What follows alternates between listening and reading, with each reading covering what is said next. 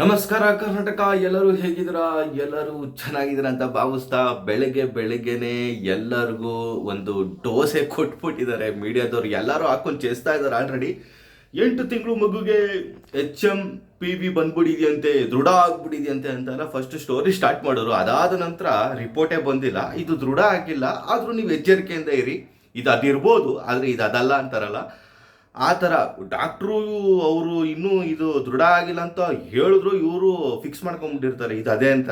ಇವರೇ ಡಾಕ್ಟ್ರುಗಳು, ಇವರೇ ಎಲ್ಲ ಆಗ್ಬಿಡ್ತಾರೆ. ಆದರೂ ಒಂದು ಮಾತು ಹೇಳ್ತೀನಿ, ಮಕ್ಕಳುಗಳ ಬಗ್ಗೆ ನೀವು ಸ್ವಲ್ಪ ಕೇರ್ ತಗೊಳ್ಳಿ, ಅದನ್ನು ಮಾತ್ರ ಹೇಳಬಲ್ಲೆ. ಏನಿದೆ ಅದನ್ನು ಸ್ವಲ್ಪ ಕೇರಾಗಿ ನೋಡ್ಕೊಳ್ಳಿ ಅಷ್ಟೇ.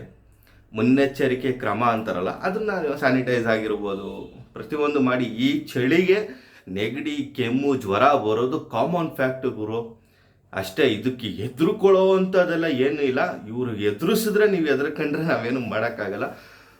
ಪ್ರತಿದಿನ ಏನಿರುತ್ತೋ ಮುನ್ನೆಚ್ಚರಿಕೆ ಕ್ರಮನ ವಹಿಸಿದ್ರೆ ಮಕ್ಕಳು ಕೂಡ ಗುಡ್ ಆ್ಯಂಡ್ ಫೈನ್ ಆಗಿರ್ತಾರೆ.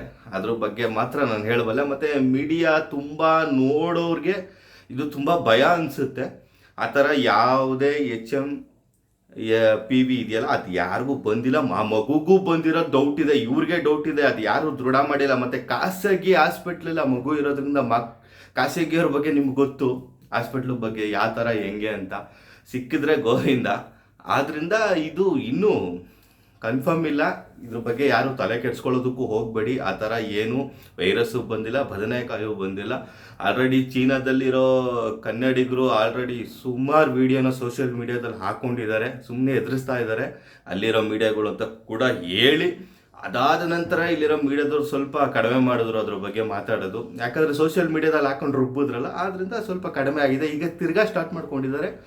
ನಿಮ್ಮ ಎಚ್ಚರಿಕೆ ನೀವಿರಿ, ಅವ್ರ ಬಗ್ಗೆ ಎಲ್ಲ ತಲೆ ಕೆಡ್ಸ್ಕೊಳಕ್ಕೆ ಹೋಗ್ಬೇಡಿ ಅಂತ ಹೇಳ್ತಾ, ನಿಮ್ಗೆ ಏನು ಅನ್ನಿಸ್ತಿದೆ ಅದನ್ನು ಕಮೆಂಟ್ ಬಾಕ್ಸಲ್ಲಿ ತಿಳಿಸಿ. ಆದಷ್ಟು ಈ ಒಂದು ವಿಡಿಯೋನ ಶೇರ್ ಮಾಡಿ, ಲೈಕ್ ಮಾಡಿ. ಮುಂದಿನ ಅಪ್ಡೇಟ್ಸ್ಗಳನ್ನ ಕೊಡೋದಕ್ಕೆ ಟ್ರೈ ಮಾಡ್ತೀನಿ. ಅಲ್ಲಿವರೆಗೂ ನಮಸ್ಕಾರ.